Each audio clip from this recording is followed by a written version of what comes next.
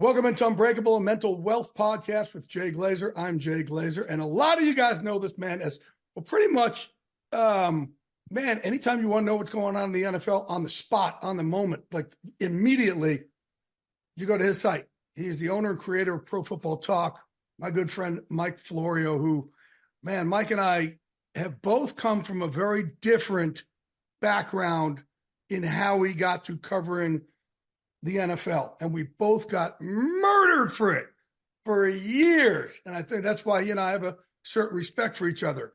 Welcome in, Mike Florio. How you doing, buddy? Doing great.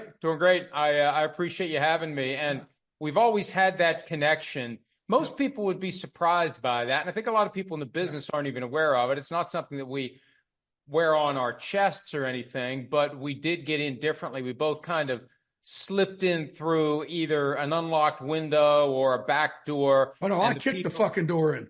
Well, but the people who I think I just showed up and slept on the couch, and then they paid no attention to me and they realized they had to. But the people who have the actual journalism training, paid their dues, so to speak, check the boxes, work different beats, they resent anyone who comes in differently. And I don't take issue with that. It's a natural response. Yeah. It just makes our experience different because we become the target of derision and resentment and just animosity because we found a way in that was unconventional, and it wasn't easier. That's the thing. Yeah. There's always this belief, oh, you like it was in some way. No, it wasn't easier. It was just way different. Harder. It was just different. I think it was way harder. In some respects harder. So look, I want to kind of compare it here. So for my journey, I started in '93, and I was the first guy to start relationships when it was not allowed because you're not objective if you start relationships with players and coaches and front office. And I'm like, no, I think you guys are an objective. If a player doesn't talk to you, you kill him. I think the other way around. And obviously, I did it differently by starting an MMA training program to train these guys. Then I got killed for that, even though I gave the money to the coaches, the fighters who were doing it, never took it for myself. But where it hurt was, it took me, I really started interning in 90 at FAN and worked the 91 NFL draft. Then I got my first job covering the Giants in 93. It took me till 99 to get my first full-time job because every time I was up for a job, they go ask the other media guys and they'd kill me. So I wouldn't get a job. Right. So that was a long, long, long journey. So that's where my resentment kind of comes from. You said it earlier, I think really well, said you kind of slept on the couch for a while. No one notices you until they're forced to notice you. And, tell me about those early days where you were trying to get people to take you seriously as a force to be reckoned with.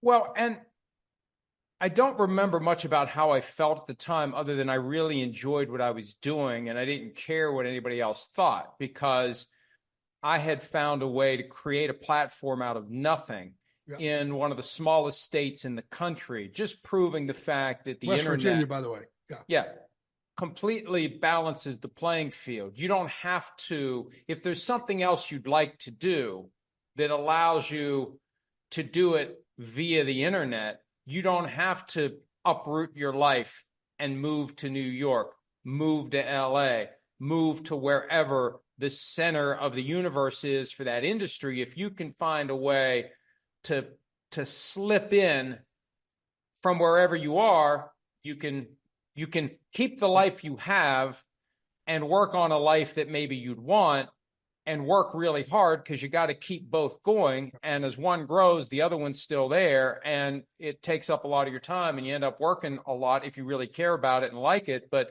I just remember a great feeling of fun and enjoyment, relaxation in a weird sort of way, because it was my refuge from my regular job of practicing law and fighting with people all the time, and it just wears you out. So this is a way I could express myself without being in fights all the time, at least not those kind of fights. I still got in fights, but I just had this sense of fascination and anticipation that this was all leading somewhere, and I had no idea where. And that was a great feeling when it came to fruition. It's a great feeling when you have it, but you don't know that it's going to be right.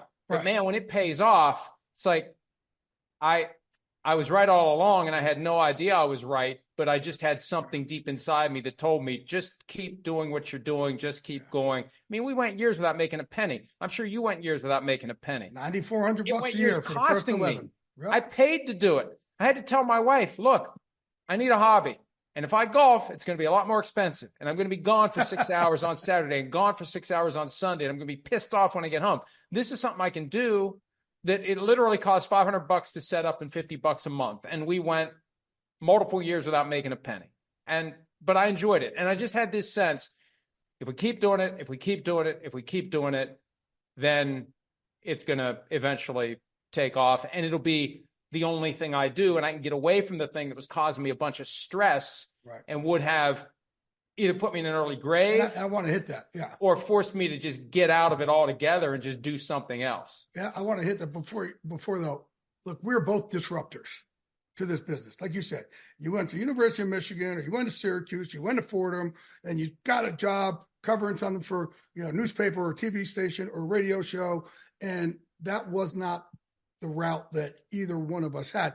But we also both, I think, and I want people to hear this, we both never wavered from like, we're doing it different, we're disrupting, and eventually people are going to see that's the way to do it. And again, it took me, my first 11 years, I was making $9,450 a year. And thank God Almighty in heaven that my baby sister, Michael Strahan, drove me back into New York City every day for 7 years because I couldn't afford subway to bus to Giant Stadium and back every day. And, but back then I was like, you know what? When I first walked in the Giant locker room, I'm like, man, I can't beat these guys at their own job. I don't have their education. I don't have their experience. But how the fuck can I be different? Well, if these fuckers work 40 hours a week, 30, 40, I'm now working by a lot. Not a little, a lot. I'll be 100 hours a week. And I'll do it different. Like I'm going to start relationships. And I knew eventually it would fucking pay off. I didn't care what it was. I never forget. I'm standing on playing a driving range with Tiki Barber. And I got turned down by every agent. I finally got an agent once, Maury Gosfriend. So this is 10, 11 years in. He says, hey, we finally got you a full-time job. You can exhale. I said, with what? He said, got you a full-time job with CBS. They got football back. You're going to be their NFL insider. I said, I'll take it. He said, don't you want to know how much it's for? I said, I don't give a fuck, because it validated when I said years earlier, I'll be the last motherfucker in this locker room. I'll do it different. It validated me being different. And people are afraid to be different. Different is good. Different leads to success. And by the way, for 50 grand, 50 is a lot more than $9,450 a year. What was your and that was my moment. I sometimes get emotional talking about that. What was your moment when you're like, man, I put in so much work. It cost me so much money, but oh man, this is real. I can exhale. This is a real thing for me. Well, I think it was when Sprint came along, which is now defunct. It got gobbled up by T-Mobile, but in early 2006. Is there no more Sprint? What's that? There's no more Sprint? I don't think there's any more Sprint. Wow. I think it's T-Mobile. I kept Sprint as long as I could. I kept Sprint 15 years after our partnership ended, because that's how loyal I am, even though we have no financial relationship with them, in deference to the fact that they were the thing that helped me understand that this was going to become, and I still don't know when or how, but it was early 2006. Wait, real quick. I was a Sprint spokesman, and one of the things that I wanted from them was a burner phone. So the Patriots and the league, because I was convinced they were tapping phones. Wow. Especially after Spygate. So I got a burner phone, and it went to some poor lady in like Nebraska or Oklahoma or something. I got a burner phone from them. It was part of my deal to be the Sprint, just in case people were definitely, they had called her. There was definitely tapping of phones or at least found numbers and were calling this poor lady, but there was no way to get back to me. But go ahead. I've never told that story before. Go ahead. Well, yeah, that sounds pretty good. There's a lot there. Who was it that was calling? How do you know that it was the There's a lot. You're making quite an allegation. We called the lady. We called the lady. Wow. So, oh my gosh, people call me constantly. And so people calling trying to see. So wait, who put the number out there that she would even have it? How would they even know to call her? It's a great point. I don't know. Interesting. Mm-hmm. All right. The late great Orny was probably involved in this at some level because he was involved in everything. It made me think of him. That's the kind of story you would hear from Mike Ornstein, who passed eight, God 9 bless weeks him. ago. Yeah. Anyway, go back to yours. Yeah, I'm sorry. Email comes out of the blue from Ted Moon, guy at Sprint, who was responsible for doing the ad buying, invited me and my partner at the time over to meet with him, and I didn't think it's a waste of time. They're not going to do anything. They don't. I went and had the meeting. Nice guy, big Dolphins fan, big Michigan guy, nice guy. It's like I remember telling my partner out in the lot, this they're not going to do anything. It's fine. We came over and did it. Maybe it gets us ready for a meeting someday that leads to something, but they're not going to do anything. And then like the next day, they wanted to make a major financial investment, have prominent placement. It created stress because we had to have a certain amount of traffic every month to hit, so we would get all the money without some of it being rebated back to them. But that was the moment that I knew I was going to get over the wall and escape the penitentiary that is practicing law. And everybody who practices law, especially in litigation where it really can be nasty. Now, some people are just wired to fight all the time and they love it. Others don't like the fight, and it's stressful and it's hard, and they can't wait to get out if they can find a way out. And it pisses them off when they see somebody else escape. But for the most part, I think the attitude is run while you can because you got out. And I knew at that moment, I'm going to get out of this stressful mess that I'm in at some point. I still didn't know when, but I knew that that was the moment that I could start putting even more time. Because one thing I was learning, once we started making a little money, I put more time into PFT, we make a little more money, we get a little more traffic. I'm more selective in the cases I take on, so I spend less time practicing law. And the Sprint deal was the moment the balance went this way. Mm-hmm. It was going, slowly, and then boom, and it just became a matter of time. And it was 3 years before it was done, which seems like a long time, but it's really like that NBC came along. But I knew something was going to happen. Right. Once we had real money from Sprint, I could put more time into it. I could put more resources into it and keep building it towards something that it became. So that was the moment that it's like, shit, this gut feeling I carried around for 5 years, it finally happened. I waited, and I wasn't impatient about it. I just knew it would happen. I didn't know when, how, where. And hell, I'm glad I noticed the email. It was just a random email that came through. Wow. And when I first looked at it, it's like, what is this is it a phishing thing? What is this? So it was the moment that everything changed.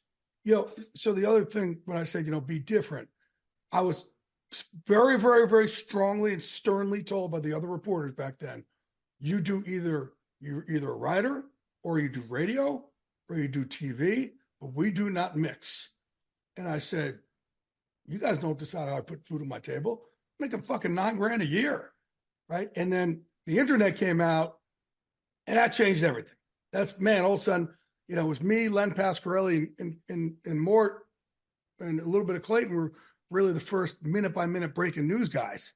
And if we didn't have PFT, people probably wouldn't have known what we were all breaking and how we were doing it. So, I guess the question to you is, and again, I took some shit from it, and I really took some shit from the older guys, because then, like, I broke that Joe Gibbs was suddenly hired to be head coach of Washington, right? And there was a reporter there in Washington Post who was all pissed off because he sent it in, but it was, he had to wait till the next morning for his newspaper to come out. And I broke it at 7:00 that night, and he was furious, claiming he had it first. I'm like, you didn't have it first. Your shit don't come out till the next day. I had it right then and there, right? Tell me about the early shit you took from guys and how it affected you, and how you also kind of made a decision, go, this is what I think is the right thing to do, and I'm going to keep, being strict to it. Well, let me put a pin in that, because you made me remember something that was one of the epiphanies I had along the way. I got started, and I'll keep this as brief as I can. I got started because I discovered the website that was called NFLtalk.com, reading USA Today at lunch in April of 2000. There was an article in their sports section about this website called NFLtalk.com that everybody was reading and visiting, its rumors, its news, etc. And I never ventured beyond the walls of whatever shit was on that AOL disc that they would send, that DVD that you'd put in or whatever it was. And you go to AOL, and I knew you could go www dot whatever, and I just never did, because I would go onto the AOL site and I'd get NFL news, because you couldn't get that shit in your newspaper. I grew up a Vikings fan. You never, like, I used to wait for Mort's Inside the Huddle once a week, twice a week, just to get a slice of what's going on in the NFL beyond the local team. So anyway. And Will McDonough, Yeah. So I was there for a while. They went out of business. Weird, crazy story of how I ended up working for ESPN.com for 6 months. But while I was working there, that's when, and they didn't know I was practicing law full time. It was like a weird sitcom premise. I didn't know you worked at ESPN.com. I did for 6 months.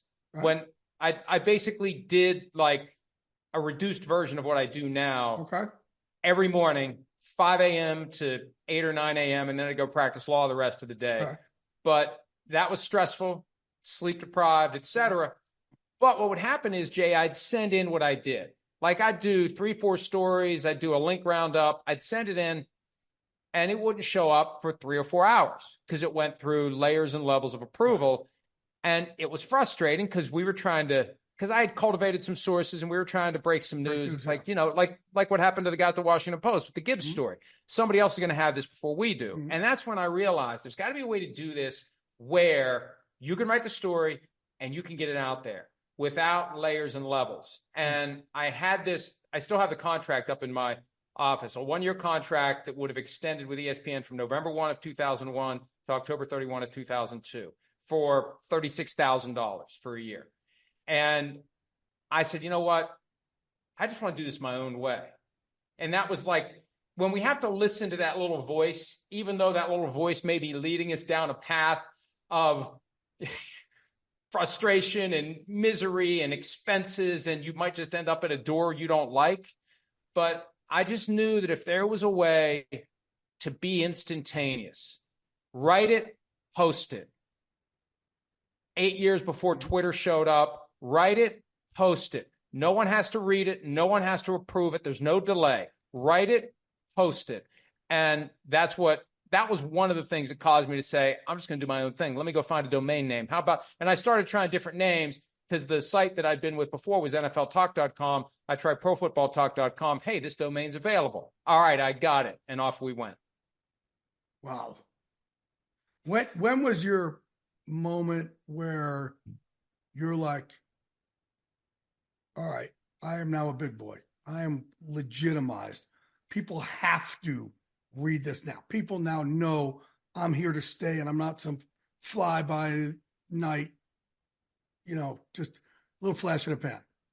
There were a lot of little things along the way, and I had executives that I knew that would say everybody is reading PFT in the business. And that's been the case for 20 years. Yes, it has.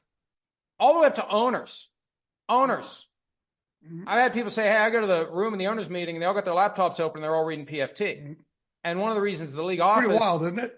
Yeah, it is. One of the reasons the league office isn't very enamored with me is because I put stuff out there that the owners see, and then they call 345 Park Avenue and give them shit for whatever it is that I wrote about. And then the shit flows downhill, as it always does, and I end up having it come my way. But it's a reminder that they still read everything I write. But the moment that I think I knew we really had juice, when Nick Saban got hired by the Dolphins.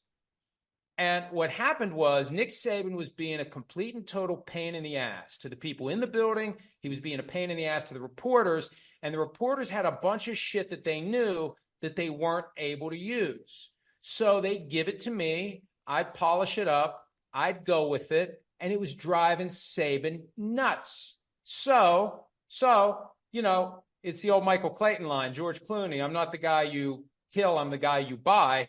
Not that I've sold my soul, but when you get a phone call from Nick Saban trying to be nice to you so you'll stop killing him, and the thing ends up being a sit-down face-to-face interview that fucking infuriated every member of the press corps covering the Dolphins, that this guy got an exclusive. I drove up to Pittsburgh. They had a preseason game there, 2005, and that was the time. It's like, yeah, we are onto something here. This is something that, we finagled this It's the hottest big name coming from college football to the NFL, his first preseason. That was a big deal. And that was something that told me that, it's working. You're still not making much money, but it's working. Just keep going. And frankly, the fact that the guy from Sprint was a Dolphins fan, it's been 18 years and I never made this connection.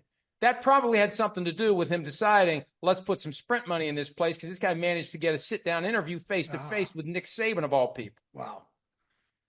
You talked before that you started as an attorney. So what made you all of a sudden say, I want to side hobby covering the NFL, of all things, thinking you could do it? Like, there's a million jobs out there. Why this? I've been a fan of the NFL since December 23, 1972 in the Immaculate By the way, what law were you practicing?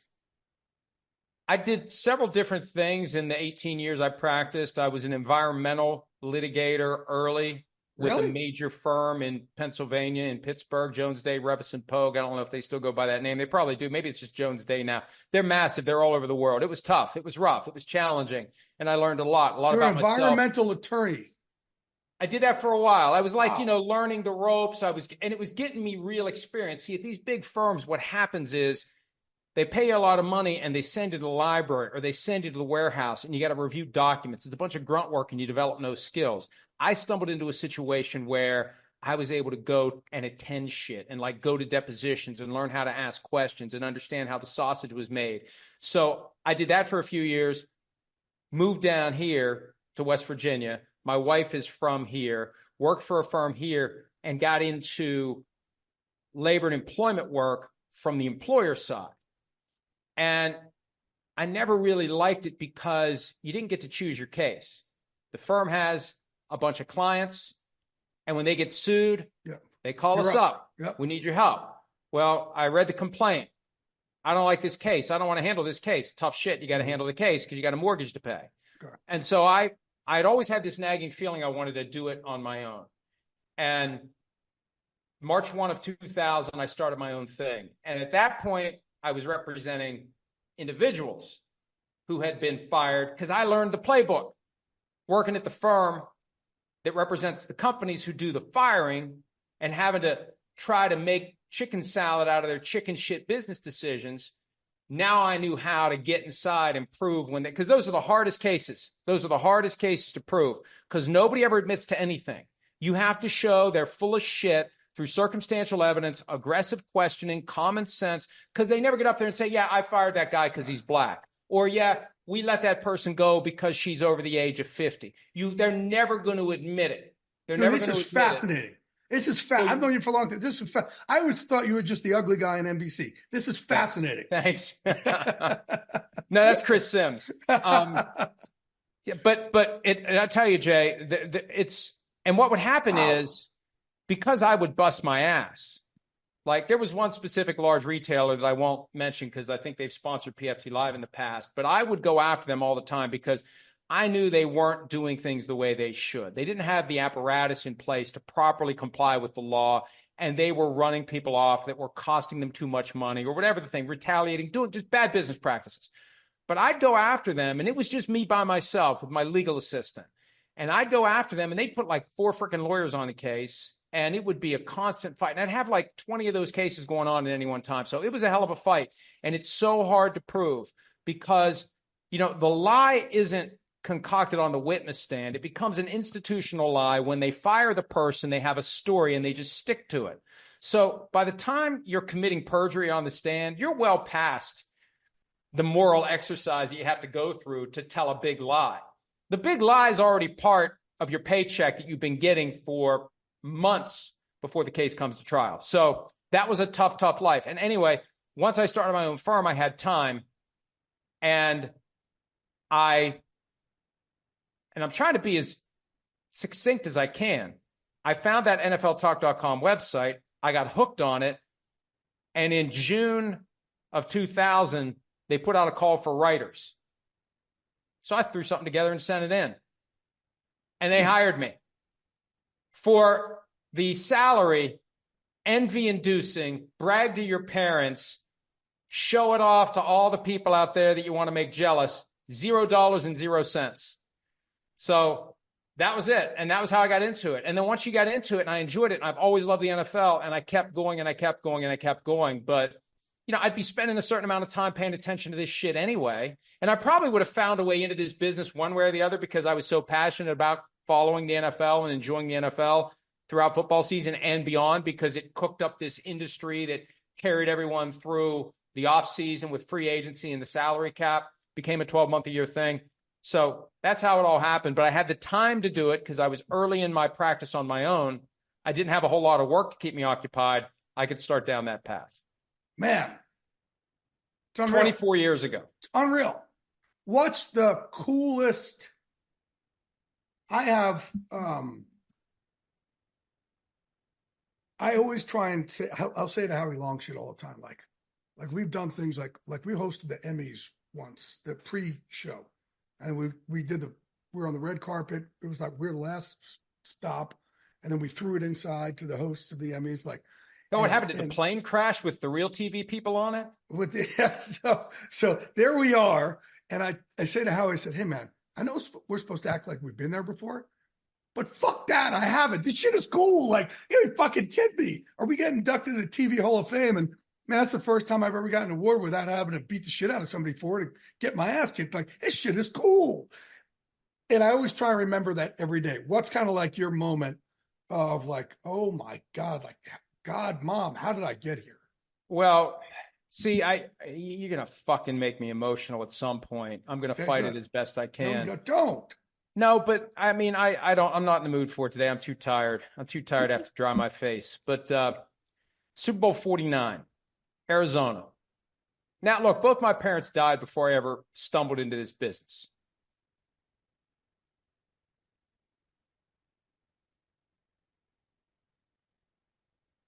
I got you, homie.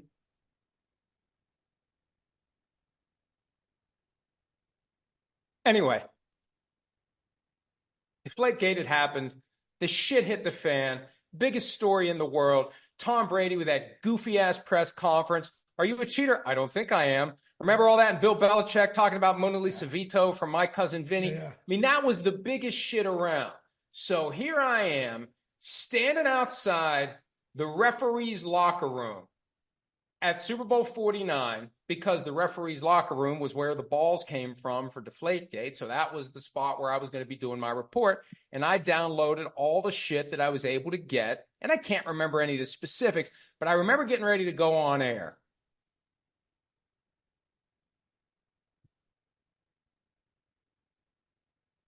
And that was the moment.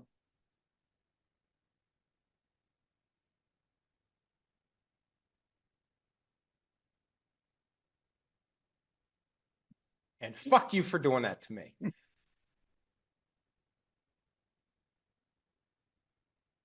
That's pretty fucking cool, dude. That's really cool. Right? That's like, man, we sign up to cover sports. That's it. It's escapism. There's nothing else. But it gives us moments like these, man. And it gives us brotherhoods and bonds like these. It's fucking awesome. Like, who would have thought when you and I were getting our asses kicked all those years ago by every one of our peers that we'd be up here and can have vulnerable ass moments like this that just brings us to a different level. It ain't just football. It brings us to something else. And for me, fucking cool, man.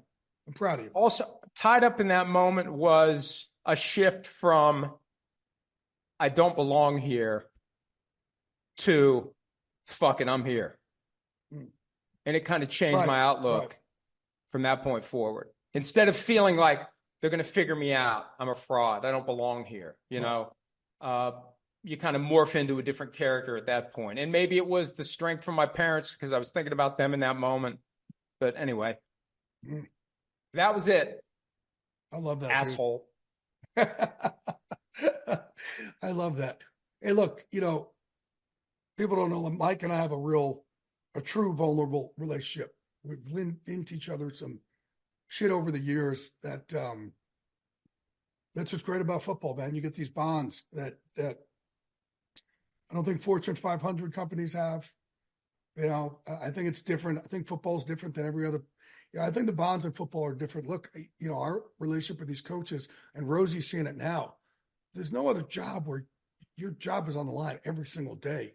And then your kids read about it every freaking week, and your wife doesn't know if she's moving every freaking week. So you get really, really, really close. You may fuck up if you're the head of Sprint. Ain't nobody's reading about it every week. Your kids aren't reading about it. It's fucking different. There's a different human side of football. Oh, you're right. You're right. Think of it. How many jobs out there have wins and losses attached to what you do? You have a final exam every week with a win or a loss, and that's all that matters. None of the other stuff matters. How it happened, what the weather was. But your kids read about it, and so do all their friends. Yeah. All your kids and their friends read about it, and every week. You get like the bozo up in Detroit who's in high school who doxed Dan Campbell, so the family's got to deal with that. Yeah. Yeah. Yeah, it's just like it's unbelievable. There was a coach last year, and it's just stupid kid being stupid kid, but that's part of the territory that you. Bro, and it's what they sign up for. They know it, but still, that doesn't mean it makes. No, it you right don't sign up happens. for this shit though. Like there was a wife last year. Somebody death threats to her and her husband, and husband's like, "Go let's tell her." Security and the feds, and they did, and they raided the guy's house. It was like some 50-year-old guy who lived with his mom. Like, what are we doing here? It's just different. But as a result, all these relationships, Mike, like including yours and mine, right? I do feel like we're all part of the same team. I talk about for my mental health, I need a team. And that's one of the things I used to get upset about when people would say, oh, Glazer's not objective. He's friends with these guys. Yeah, I'm friends with these guys because I need it. And they just never knew. I needed it for between my ears. I needed it so I wouldn't throw myself off a bridge. I need this. I need these bonds. This team is everything. I still fight because I need a team. I'm 54, getting my ass kicked, wrestling fucking Max Crosby and Derwin James. I have no business, but I need that team. I still spar Randy Couture. I need these teams. Football has been the biggest life-saving team for me. I need it. And we're all part of it, whether you're media or on a coach or a player or a producer or a ball, whatever it is, we're all part of it. I think we're all in it together. We've all our dreams have come true more than we ever dreamed they could have. And let me tell you, I've got a twist on that. And I do things differently than you do. You've got your platform on Fox and you bring it and you do it on Sundays and you break news the rest of the time, but that's your big moment. Every Sunday morning, afternoon, whatever it is, it's morning. Make it different than everything else. Yep. Right. And as you told me years ago, the only true journalism in this space is finding out stuff that we're not supposed to know. Like your stuff from Mercedes Lewis. I don't know how the hell you got him on the record to tell you that he and Cole Kmet and Caleb Williams. I trained a motherfucker for 17 years. Right. We sweated and bled. So he trusts you with it. Yeah. He trusts you with it. Or week one with that trade of Brandon Ayuk to the Steelers. Right. Right. Nobody knows Nobody knows that. Bam. That's the type of stuff I'm trying to do. I mean, the people who are in the news breaking business get mad at me when I say this, partially because it's true. And I love when you say this. Go ahead. But what value is there in a tweet 5 minutes before the team announces the move anyway? And people get so impressed with that. It's like, look, the guy's got a mechanism in place. He's done a quid pro quo with the team. And here's the moment, and I can't name the general manager, even though it wasn't off the record. I don't want to burn the guy. But 6-7 years ago, there was some story that I kept harping on, that I kept pointing at, and I kept writing about it. And I kept needling the team about this situation that had emerged. The GM calls me up and he says, hey, can you stop with that thing you keep writing about? If you do, I'll give you our next big story. And I said, whoa. Thank you for confirming everything I believe about how this business gets done. No, thank you. No, thank you. Because you asked nicely and because I'm kind of getting bored with the story anyway, I'll leave it alone. I don't want anything in return. And, you talk about having friends in the business. For me, because I criticize and I say what needs to be said, and I'll always be that way, no matter what relationships I have, I can only be friends with people who can take it. Right. And I have people friends who appreciate that, and hey, they take it when I have to do it. Yeah. They take it. Yeah. And those are the people who aren't using you. Mm-hmm. When you're in a position like I am, where you're going to shine a light where a light needs to be shown, the ones who can take it are the ones you can be friends with. The ones who can't, and I can give you the name of an owner. Owner of a prominent team in the NFC. Used to hear from him all the time. Talk to him all the time. Reported a story he didn't like. I've heard from him once in 11 years, and it was when he wanted to call me up and motherfuck me for 15 minutes about some stupid little thing that showed up on PFT. Yeah. That's it. Yep. You're not my friend. Yep. If you can't take it when I need to do my job, then how can you even begin to want to be my friend if you don't understand how I do the job? You're just trying to manipulate. So I would tell my guys too, like I've written stories on my friends who've gotten popped for steroids. And I was like, hey guys, you'd rather have me do it than someone else. And they're like, you know what? We appreciate it, Glazer. Yeah, because I'm not going to take shots here. I'm just going to write the facts. Yeah. I'm not going to throw my opinion. I'm going to write the facts. But who would you rather have? Yeah, you're right, Glaze. It's going to suck. It sucks. It comes out. But if it's going to come out anyway, might as well have it come out through you. Right? Instead of, no, don't put that out. You're my friend. No, bro, I got you. I have to. You know, those are those situations. Hey, tell me about your book that you just came out with. Well, I've got, and this is 24 years later. This feels like where I was when I started PFT, where I found something that is it's my balance from what I do all day long. And think about the way I've run PFT over the years. You've been coming to the site for a long time, probably since the beginning or close to it. I did the math at one point last year, and I have to adjust it because another year has gone by. I've probably written since November 1 of 2001, forgetting about the stuff I did before I started PFT, just from then forward, 22, 23 million words. Okay. And it happens in the course of every day. I write stuff today. People read it or they don't. By tomorrow, you know what it's worth? It ain't worth shit. You got to do it again. And then by the next day, you got to do it again. And everything you've written, no matter how good it is, gets forgotten because all that matters is what you've written today. So during the pandemic, when we were all isolated and the world was different and there was so much stuff to worry about, how many people are going to die? You're going to keep your family safe. What happens if your father-in-law, your mother-in-law get it? What happens if your family member with diabetes gets it? Like, life was crazy. Football kept going. But once we got through the draft, I wasn't as busy. We weren't having people over. And that's when I just decided, you know what? I had a weird dream one night. And when I woke up the next day, it's like, hey, that would be a decent story. I'm just going to sit down and start writing. And I realized early on that, man, it's powerful to write something that isn't irrelevant tomorrow. Now, it may not be all that relevant when you write it because it's just fiction. It's made up, but it doesn't completely lose all of its value in a day. And I've learned over the years, I can write really fast. I never have writer's block. When I steal an hour to work on a book, I can crank out 2,000 to 2,500 words in an hour. And then I'll rewrite and edit and clean it all up. But when the words flow, they flow. So what happened was I had to deal with Hachette to do Playmakers, which wasn't a novel. It was like 100 plus essays of just all the shit I've learned over the last 20 years in the NFL. And that wasn't as much fun because it was the same as what I do every day. But man, I tapped into this capacity that I didn't know I had, that I wouldn't have had if I hadn't been doing PFT all these years, to crank out a lot of content. And even though I've written it, it's quality content. I think that's the thing people are having a hard time accepting, because you get known for one thing and that's all you're ever known for, and that's all you can do. It's like the skills that brought me here are somewhat transferable. The things that I've figured out how to do, how to communicate in a compelling way, how to observe and translate the things that we see into words that can connote those emotions and thoughts and ideas. So anyway, long story bearable.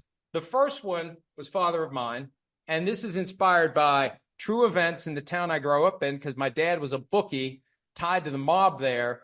So I know a lot of things that I saw when I was a kid. I was 9, 10 years old when I first kind of figured out what was going on, kept my eyes open, my ears open, and my mouth shut. and none of what happened in here is true. There's some things that they actually did that I became aware of later that inspire some of the crimes that are committed. So that was the first one. That one's been out for about a year and a half, and it's actually still doing pretty well. Got a great review from Kirkus, which is like the industry leader in giving tough reviews and calling something shit when it's shit. They very much like this. The sequel out recently, Son of Mine, picks up exactly where Father of Mine left off, or it's a standalone. You don't need to read Father of Mine. It'll spoil Father of Mine on page 1, but it's a very compelling story in its own right. And then, since we're on the topic for the holiday season, which is launching November 1, this may be the best thing. I hope this isn't the best thing I ever write, because I hope I have something else in me. I'm going to get your reflection in the book. But On Our Way Home and you, Jay, mine has not arrived yet, you fuck. What's that? It's not arrived yet. You know, there's something called FedEx. Well, that's all right. I'm too cheap for it. When you send books, one thing you can do is you can send it media mail, which makes it really cheap to send books, and I'm really cheap. Yes. So it'll show up by Christmas. Okay, I sent you Father of Mine. I need to send you On Our Way Home. Okay. It is a holiday ghost story that I think you will love if you can ever muster the discipline to sit down and read, which I don't think you can do. Is this an ADHD shot? Thanks. It is, but you know what I try I'm on Kelbury now. I can read it. Listen, I'm the same way. One of the reasons I don't like reading, Jay, I don't want to sit there and just like, God, is this chapter ever going to end? So I just write short chapters. Right. Like when I got into PFT, I decided to create the destination where I would want to spend my time. When I started writing books, I decided to write books I would want to read. If you're going to provide any service, you're the ultimate customer of yourself. Give people something you would want. And unless your tastes are completely fucked up, you're onto something. If you fashion what you provide based on what you would want. I don't want long chapters. I don't want books that go into all this nuance about what the room looked like and how many rocks were across, and all this dumb shit that doesn't advance the story. Let's get to it. We're in an impatient society. And I always tell people, just give it a try. If you lose interest, it's my fault. All I want you to do is start. Just start. Jay, when Father of Mine shows up, just start. If you lose interest, I've failed as to you. Succeeded as to others, but I've failed as to you. It's on me to make sure everybody finds it accessible, enjoyable, and just keeps flipping page after page after page. And there's a great feeling getting caught up in a good book. Yeah. I love having that. And I read a lot on my phone. I love having that to look forward to when I have a quiet moment, at night, or if I'm standing in line at the grocery store or waiting to get on a plane. You look forward to that. It gives you something in life. We all need things to look forward to carry us through our existence. It's part of the mental health balance we look for. Little things to look forward to. We have big things to look forward to. We need little things to look forward to. When am I going to get a few minutes to get back and read that book? When am I going to get a few minutes to watch that show I really like? And that's how I justify our role in all of this. Whether it's through football, fiction, or whatever, we give people the little things they can look forward to in life that balance out the shit that we all have to deal with. Promise you, when that book finally arrives in 2026, I will read it. Okay, good. Now, it's long. I do have to say, I will send you On Our Way Home, though, because I think it's perfect. Holiday season's coming up, and I think you'll like it. I love it. Brother, I appreciate you. We're on the top of the hour here. I got to run. I appreciate you, man. You are the best, dude. Hey, and I know this about you. I told you that I'm proud of you, man. Like starting something out of nothing and just knowing, hey, I'm going to commit to this because I know I got something. Takes a lot of courage because most people, they just want to be a face in the crowd. I always tell people, be the crowd. Be your own damn crowd. So I'm proud of you for starting your own damn crowd. And, man, it's been great and proud to call you brother. Well, I appreciate it. And you've been a great part of what we've managed to accomplish over the last 23 years. There aren't many other names that would join the list of people who have actually been truly friends and truly out for my best interests, not out for how can I make this guy help me with my own best interests. You're one of one in that regard, and I always appreciate you for that. Thank you, brother. Mike Florio, PFT. Love you, buddy. Thank you, buddy.